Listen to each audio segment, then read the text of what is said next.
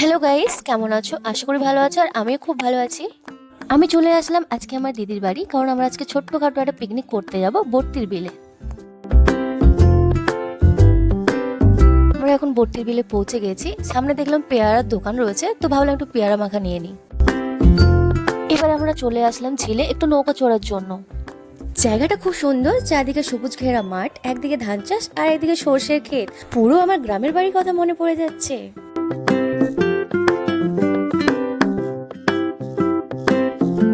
এবার আমরা সবাই মিলে পেয়ারা মাখাটা খাওয়া শুরু করলাম আর নৌকাতে এনজয় করতে করতে চলে গেলাম।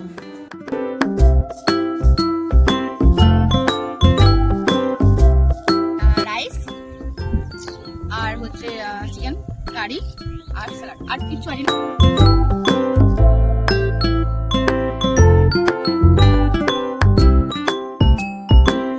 এবার আমরা সবাই মিলে খাওয়া শুরু করলাম। বাড়ি থেকে নিয়ে এসেছিলাম ভাত, চিকেন আর স্যালাড।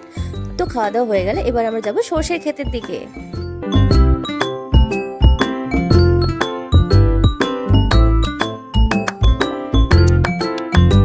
চলো তোমাদের এবার সর্ষের ক্ষেতটা ঘুরিয়ে দেখাই। তারপর দেখলাম কি অনেক লোকজন এসে ঘোরাঘুরি করেছে। তারপরে আমাদের বাড়ি যাওয়ার টাইম হয়ে গেছে। এবার আমরা বাড়ির দিকে রওনা দিচ্ছি।